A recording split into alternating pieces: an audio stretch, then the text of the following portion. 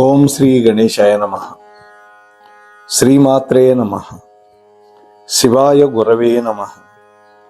శ్రీకృష్ణ పరబ్రహ్మణే నమః. శ్రీరామాయ నమః. శ్రీ గురుభ్యో నమః. సచ్చిదానంద రూపాయ విశ్వోత్పత్యాదిహేతవే తాపత్రయ వినాశాయ శ్రీకృష్ణాయ వయం నమః. మోహనవాణి ఛానల్ ద్వారా నారాయణ భట్టతిరి ప్రణీతమైనటువంటి శ్రీ నారాయణీయ కావ్యాన్ని భక్తి శ్రద్ధలతోటి వింటూ ఉన్నటువంటి భక్తామ తల్లులకు తండ్రులకు ముందుగా నా యొక్క సాధువాదాలు. మనం ఇప్పటి వరకు 10 ఎపిసోడ్లు పూర్తి చేసుకున్నాం. 7 దశకాలు మాత్రమే పూర్తయినాయి. నిన్న 7వ దశకంలో సృష్టి యొక్క క్రమాన్ని చెప్పుకున్నాం. ఈ రోజున 8వ దశకంలో ప్రళయము సృష్టి అనేటువంటి అంశాన్ని 11వ ఎపిసోడ్లో చెప్పుకుందాం. ఈ విధంగా ప్రాకృతమైనటువంటి ప్రళయం జరిగిన తర్వాత మొదటిదైనటువంటి బ్రహ్మకల్పంలో జన్మించినటువంటి బ్రహ్మదేవుడు తిరిగి స్వామి కృష్ణ నీ వల్లనే వేదములను పొంది పూర్వకల్పంలో ఏ విధంగా చేశాడో అదే విధంగా సృష్టి చేశాడు.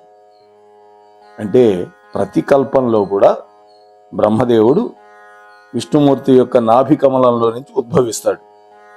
ఆ తర్వాత తపస్సు చేస్తాడు. తర్వాత విష్ణుమూర్తి యొక్క అనుగ్రహానికి నోచుకొని వైకుంఠాన్ని దర్శించి ఆ తర్వాత ప్రాకృతమైనటువంటి సృష్టిని చేస్తాడనమాట. అలాగే ఋతువుల్లో ఆయా ఋతువుల యొక్క గుర్తులు ఏ విధంగా ఉంటాయో అదే విధంగా ప్రతి కల్పంలో కూడా నీ బ్రహ్మదేవుడు సృష్టి కూడా పూర్వకల్పాలలో ఉన్నట్లే ఉంటుంది అని భట్టతిరి గారు అంటున్నాడు. అంటే ఒక్కొక్క ఋతువుకు ఒక్కొక్క ధర్మం ఉంటుంది. వసంత ఋతువులో చెట్లు చిగిర్చి పూలు పూయటం అనేది ఒక ధర్మం. గ్రీష్మ ఋతువు ఎండలు మెండుగా కాయటం అనేది ఒక ధర్మం. వర్ష ఋతువు వర్షాలు విస్తారంగా పడటం. ఈ విధంగా 6 ఋతువులు ఉన్నాయి. 6 ఋతువులకి 6 రకాల ధర్మాలు నిర్దేశించాడు పరమాత్మ. వాటి ప్రకారంగా ప్రతి కల్పంలో కూడా నువ్వు సృష్టి చేస్తూ ఉంటావు. అంటే ఎవరు? బ్రహ్మ. ఎవరు చేయిస్తారు? విష్ణు భగవానుడు.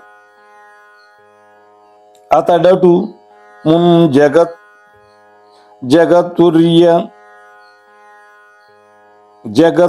యుగ సహస్రముగా పగటిన్ క్రమించి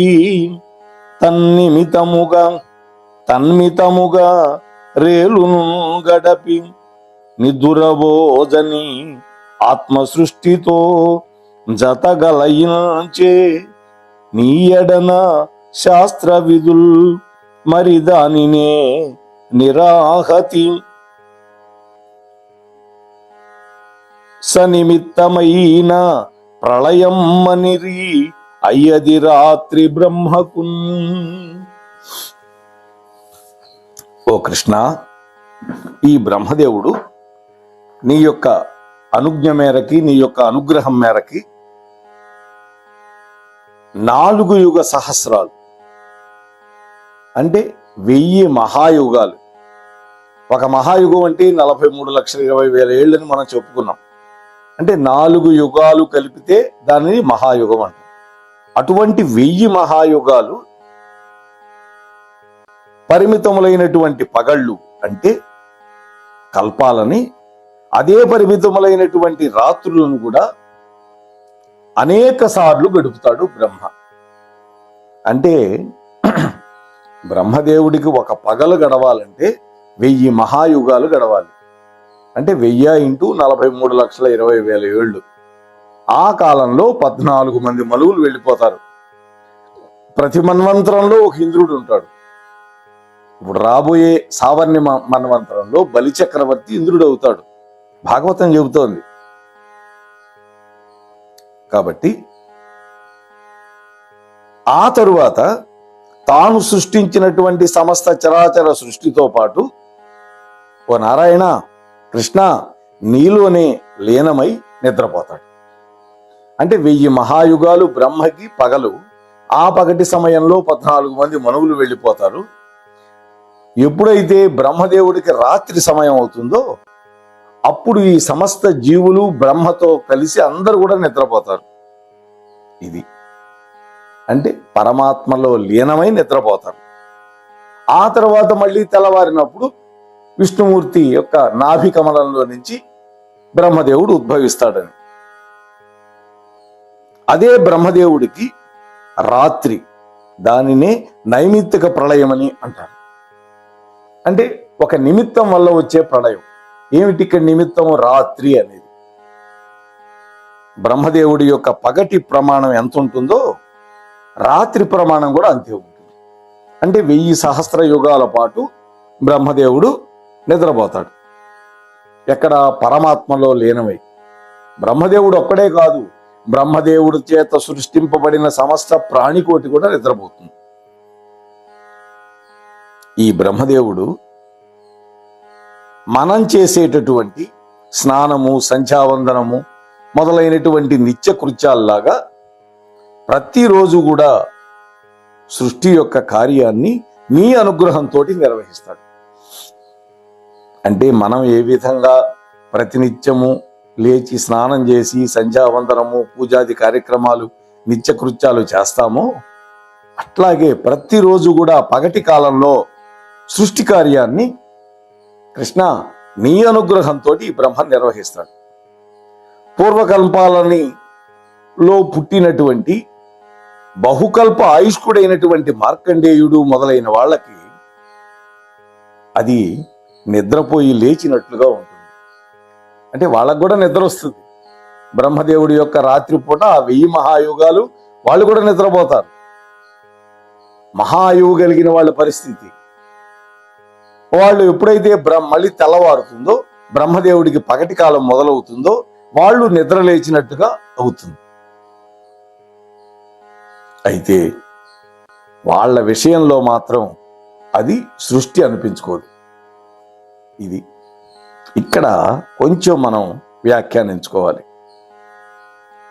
ఎందుకు అనిపించుకోదు సృష్టి అని అంటే, బ్రహ్మదేవుడికి లాగా వాళ్ళకి నిద్రా ప్రబోధములు ఉన్నాయి అన్నారు కదా. అయితే అది కాదు విషయం, అది కాదు. వాళ్ళు బ్రహ్మలో లీనులై తిరిగి ఆయనచే సృష్టింపబట్టల్లా. ఇక్కడ విశేషం ఇది. మిగతా ప్రాణులన్నీ లీనమైపోయి బ్రహ్మదేవుడితో పాటు నిద్రపోతారు. కానీ మార్కండేయుడు మొదలైనటువంటి దీర్ఘాయుష్మంతులు మాత్రం ఆ విధంగా నిద్రపోరు. ఎందుకని? వాళ్ళని మళ్ళీ సృష్టించట్లేదుగా బ్రహ్మ. అందుకని వాళ్ళకు కూడా కేవలం నిద్రపోయినాము అనే భ్రాంతి మాత్రమే ఉంటుంది. అట్లాగే కాబట్టి వాళ్ళకి, అంటే మార్కండేయుడు మొదలైనటువంటి దీర్ఘాయుష్మంతులకి ఇది నిద్ర, మెళకువ అంత మాత్రమే కానీ వేరు కాదు. బ్రహ్మదేవుడికి రాత్రి అయినప్పుడు వాళ్ళకి నిద్రే, బ్రహ్మదేవుడికి పగలైనప్పుడు వాళ్ళకు కూడా మేల్కొని ఉంటారు. ఇది అంటే మనలాంటి జీవుల్లాగా వాళ్ళకి సృష్టియే అగుగాక అటువంటి వాళ్ళకి నిద్రా ప్రబోధం ఎందుకు అన్నటువంటి వెనుకటి కల్ప విషయమైనటువంటి స్మృతి మాత్రం వాళ్లకు పోకుండా ఉంటుంది. వాళ్ళ జ్ఞాపకంలోనే ఉంటుంది. వెనకటి కల్పంలో వాళ్ళు ఏం చేసింది అవన్నీ వాళ్ళకు గుర్తుంటాయి. కానీ మనలాంటి ప్రాణులకు మాత్రం గత కల్పంలో మనం ఎవరిగా పుట్టాము, ఏం చేశాము అనేది మనకు జ్ఞాపకం ఉండదు. అందువల్ల మనందరిది సృష్టి అవుతుంది. వాళ్ళు కేవలం మెళకువలోకి వస్తారంతే బ్రహ్మదేవుడి యొక్క పగటి కాలం. ఇది మనం బాగా ఇక్కడ పట్టుకోవాలి ఈ పాయింట్. ఒక పరార్థంబు బ్రహ్మ వయోర్ధమేగే ఇప్పటికీ ఏ 10 ఏండ్లై ఇంత మున్నురేయి అవ్వలి పగటిలో నీయ శేష విలసన విశేషమది ఏమో విన్నవింతు. ఓ కృష్ణ, బ్రహ్మదేవుడికి ఇప్పుడు 50 ఏళ్ల వయసు నిండింది. అంటే ఒక పరార్థం గడిచిపోయింది. బ్రహ్మదేవుడి యొక్క 100 ఏళ్ల ఆయుర్దాయాన్ని 2 పరార్థాలుగా విభజిస్తాం. ప్రథమ పరార్థం పూర్తయింది, మొదటి 50 ఏళ్ళు. 51వ సంవత్సరంలో అడుగుపెట్టాడు బ్రహ్మ. అందుకనే మనం సంకల్పంలో ద్వితీయ పరార్థే అని అంటాం. అలాగే శ్వేత వైవస్వత శ్వేత వరాహ కల్పే అంటాం. మనం వైవస్వత మన్వంతరే అంటాం మనం సంకల్పం చెప్పుకునేటప్పుడు. ప్రస్తుతం వరాహ కల్పంలో ఉన్నాం మనం, శ్వేత వరాహ కల్పం. ఈ శ్వేత వరాహ కల్పం అనేది బ్రహ్మదేవుడి యొక్క ద్వితీయ పరార్థానికి మొదటిది. అంటే ఇప్పటికి 6 మంది మనువులు వెళ్ళిపోయారు. 7వ మనువు కాలం నడుస్తోంది. 7వ మనువు కాలంలో కూడా 28వ మహాయుగంలో కలియుగం నడుస్తోంది ఇప్పుడు. అంటే మొత్తం 71 మహాయుగాలు పూర్తయ్యే తప్ప ఈ వైవస్వత మనువు వెళ్ళిపోడు. బ్రహ్మకల్పాలలో మొదటిది బ్రహ్మకల్పం. అంటే బ్రహ్మ యొక్క పగటి కాలాలలో మొదటి కల్పం బ్రహ్మకల్పం. దాని వెనుకటి రాత్రి అంటే ప్రథమ పరార్థము యొక్క చివరి రాత్రి వేళ జరిగినటువంటి, ఆ తర్వాత పగటి కాలంలో కల్పం ఆరంభంలో జరిగినటువంటి నీ యొక్క విలాసాన్ని నేను స్తోత్రం చేయాలి అని మొదలు పెడుతున్నాను అంటున్నాడు భట్టతిరి. ఆ పద్మగర్భుడైనటువంటి ఓ స్వామి, ఆ పద్మగర్భుడైనటువంటి బ్రహ్మదేవుడు పగటి చివర వెనుకటి కల్పము చిట్ట చివరిలో శ్రీమన్నారాయణుడు అయినటువంటి నీయందు లీనమైపోయినాడు. అంటే నిద్రపోయాడు. లోకాలు కూడా ఆయనతో పాటు నీ గర్భ కుహరంలోకి ప్రవేశించింది. అప్పుడు ఈ ప్రపంచం అంతా కూడా ఏకార్ణవమై నీటితోటి రాజులుతూ ఉంది. ఏక ఆర్ణవము అంటే ఒకే జలరాశిలాగా మారిపోయింది. ఎప్పుడు? బ్రహ్మదేవుడికి రాత్రి అయినప్పుడు. శేషునిపై భవత్తను విశేషునిపై భువనైక శేష నిశేషము లౌనెడల్ భువన సీమలు కనులు మోర్చి ఎట్టి ఉన్మేషము లేక యోగ సుఖ నిద్ర నిరంతర నిర్విశేష సంతోష రసానుభూతి కొని తూగితి వాపై నీదు శయ్యపై. బా, ఇక్కడ శేష శేష శేష అనేటువంటి శబ్దం ఇక్కడ వాడాడు. చూడండి ఎంత శబ్దాలంకారం ఉందో ఇక్కడ. ఓ కృష్ణ, ఆ విధంగా జగత్తంతా కూడా నీటి మయమైపోయి ఆ సందర్భంలో నీవు నీ విశేషమైనటువంటి నీ పాన్పు అయినటువంటి ఫణిరాజు అయినటువంటి ఆదిశేషుడి మీద సాంద్రమైనటువంటి ఆనంద అనుభవ స్వరూపుడవై స్వస్వరూపానుసంధానం చేసుకుంటూ యోగ నిద్ర ముద్రితుడవై శయనించావు అంటున్నాడు. అంటే మొత్తం జలమైపోయినప్పుడు పరమాత్ముడైనటువంటి శ్రీమన్నారాయణుడు, ఆ శ్రీకృష్ణుడు ఆదిశేషుడి మీద పవళిస్తూ ఉంటాడు, యోగ నిద్రలో ఉంటాడు.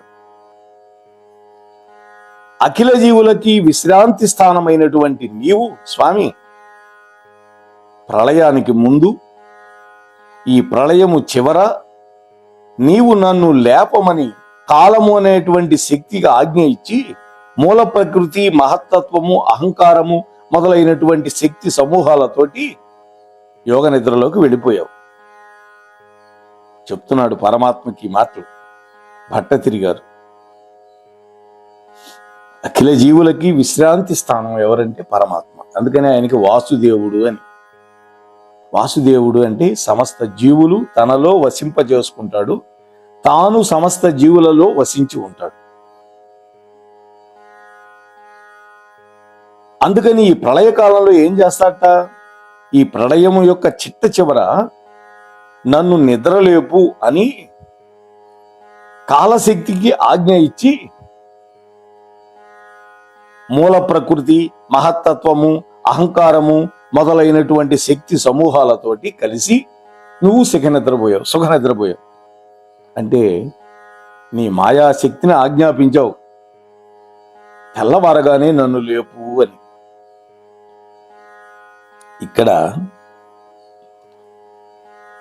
అనేక భార్యలు కలిగినటువంటి ఒక దక్షిణ నాయకత్వం కలిగినటువంటి ఒకడు అందరూ నిద్రపోతూ ఉంటే అత్యంత ప్రేమపాత్రమైనటువంటి ఒక స్త్రీతోటి కొంతసేపు ఉండి మంచి మెళకువ కలిగినటువంటి ఆమెతోటి ఒక మాట చెప్పాడు, నువ్వు తెల్లవారగానే నన్ను నిద్రలేపు అని చెప్పి ఆమెను గాఢంగా కౌగులించుకొని నిద్రపోయిన విధంగా శ్రీమన్నారాయణుడు కూడా శేషతల్ప శాయి కాలాక్ష శక్తితోటి అంతర్ముఖుడై ఉంటాడు అని ఇక్కడ మనం అర్థం చేసుకోవాలి.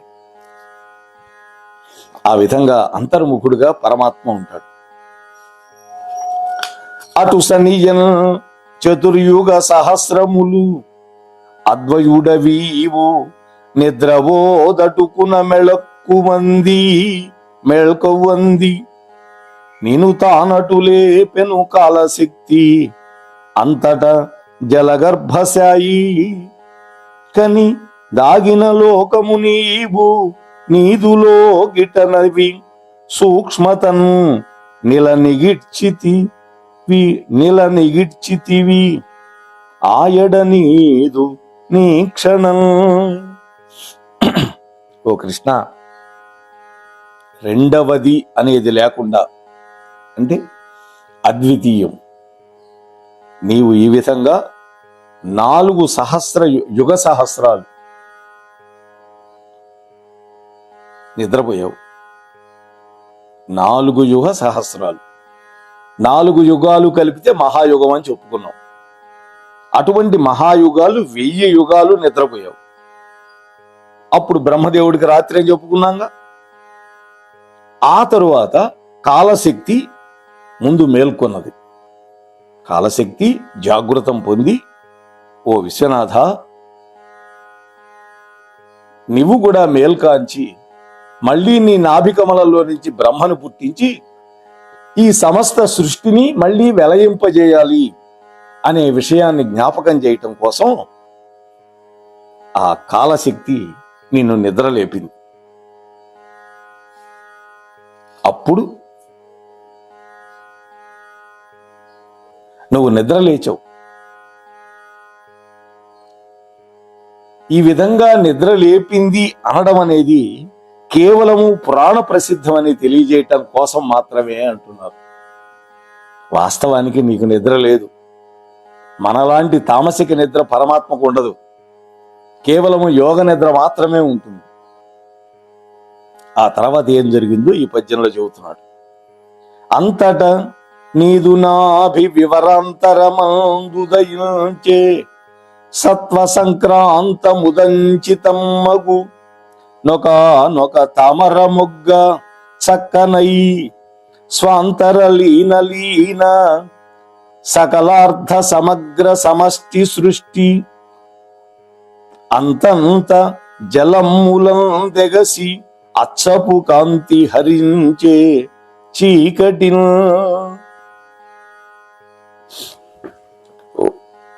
ఓ జలశాయి అంటే నీటిలో పడుకొని ఉన్నటువంటి ఓ మహావిష్ణు, ఓ కృష్ణ, నీ కాలశక్తి నిన్ను నిద్రలేపగానే నువ్వు మేల్కొన్నావు. నీయందు లోకములన్నీ కూడా లీనమై ఉన్నాయి అని చూసి సూక్ష్మంగా కారణ రూపంలో నీలో ఉన్నటువంటి లోకాలలో నీ యొక్క అమృతమయమైనటువంటి దృష్టిని ప్రసరింపజేశావు. ఓ భగవంతుడా, ఈ విధంగా నీ చేత వీక్షింపబడిన తర్వాత నీ నాభి రంధ్రము నుండి దివ్యము, ప్రకాశ సమృద్ధము, సత్వమయము అయినటువంటి నీలో లీలమైనటువంటి అశేష వస్తు సమూహము యొక్క సంగ్రహ రూపం అంతా కూడా బీజ రూపంగా మొగ్గగా ఉన్నటువంటి ఒక పద్మములాగా మొలిచింది అంటున్నాడు.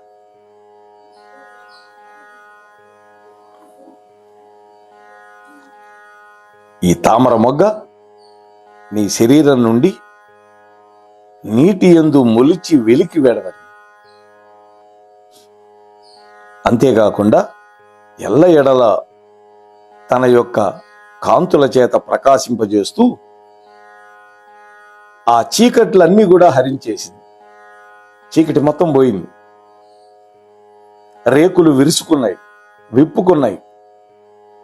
వింతైనటువంటి నీ యొక్క వీర్యము వల్ల, యోగ బలం వల్ల ధరింపబడినటువంటి ఆ తామర పువ్వులో సర్వ వేదార్థమును స్ఫురింపజేసేటటువంటి ఒక సర్వజ్ఞ మూర్తివై పద్మగర్భుడుగా ఆవిర్భవించావు.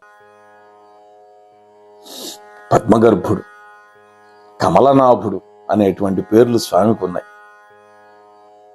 ఓ పరమాత్మ, ఈ విధమైనటువంటి పద్మకల్పంలో పద్మయోనిని సృష్టించినటువంటి అనంతమైన శక్తి సంపన్నుడివి. అటువంటి నీవు నా యొక్క రోగ రాశిని నివారించు తండ్రి అంటున్నాడు చివర్లో. అంటే ప్రతి దశకం చివరలో తన యొక్క వ్యాధిని పోగొట్టమని ప్రార్థిస్తూ ఉన్నాడు భట్టతిరి. ఇక్కడ రాత్రల్లా అగాఢమైనటువంటి 1000 సహస్ర యుగాలు ఆదిశేషుడి మీద పయనించి ఉన్నటువంటి స్వామి ఎప్పుడైతే తెల్లవారబోతోందో అప్పుడు తన యొక్క మాయాశక్తి వల్ల ప్రేరితుడై తన యొక్క నాభి నుండి కమలాన్ని సృష్టించాడు. కమలగర్భుడైనాడు, కమలనాభుడైనాడు. ఆ విధంగా సమస్త జీవకోటి నీలోనే ఉంది, బ్రహ్మతో సహా. వాళ్ళందరినీ నువ్వు వెలయించటం కోసమని నీ నాభి నుంచి ఒక దివ్యమైనటువంటి కమలాన్ని ఆవిర్భవింపజేశావు. ఆ కమలము యొక్క రేకుల యొక్క కాంతి చిమ్మ చీకట్లు మొత్తాన్ని పోగొట్టేసింది. అంతా కూడా వెలుతురుతో నింపేసింది అని ఇక్కడ పరమాత్మ యొక్క నాభికమలం ఏ విధంగా ఆవిర్భవించిందో ఇక్కడ చెప్పాడు. రేపు 9వ దశకంలో సృష్టి యొక్క విలాసాన్ని గురించి మాట్లాడుకుందాం. అంటే ఆ నాభికమలంలో నుంచి ఉద్భవించినటువంటి బ్రహ్మ ఏ విధంగా సృష్టి కార్యం చేశాడు అనేటువంటి విషయాన్ని శ్రీకృష్ణ పరమాత్మ యొక్క దివ్యానుగ్రహంతో రేపటి రోజు మనం కలుసుకొని ముచ్చటించుకునే ప్రయత్నం చేద్దాం. అంతవరకు మీ వద్ద సెలవు పుచ్చుకునే మీ ధర్మవరపు వెంకటరమణ. ఇప్పటి వరకు సబ్స్క్రైబ్ చెయ్యకపోతే ఈ ఛానల్కి వెంటనే చేయండి. మీతో పాటు కనీసం 4-5 కూడా సబ్స్క్రైబర్లుగా మార్చండి. అలాగే అంశం మీకు నచ్చితే ఒక లైక్ ఇచ్చి మీ కామెంట్ కూడా పెట్టండి. కనీసం 10 మంది మీ బంధుమిత్రులకు కూడా ఈ వీడియోని పంచండి అని మిమ్మల్ని కోరుకుంటూ ముగిస్తున్నాను. స్వస్తి సర్వేషాం. మోహనవాణి కార్యక్రమాలని వింటున్నందుకు మీ అందరికీ మరొకసారి హృదయపూర్వక ధన్యవాదాలు తెలియజేసుకుంటూ మన ఛానల్ని ఎప్పటిలాగా ఎంకరేజ్ చేయండి. ఇప్పటివరకు మన ఛానల్కి ఎవరైనా సబ్స్క్రైబ్ చేసుకోకపోతే ఇప్పుడే ఈ క్షణమే సబ్స్క్రైబ్ చేసుకోండి. ప్రతి కార్యక్రమాన్ని మొదటి నుండి చివరి వరకు వినండి. వినిన తర్వాత తప్పకుండా ఒక కామెంట్ పెట్టండి, లైక్ చేయండి. అలాగే మీకు తెలిసిన వాళ్ళకి షేర్ చేయండి.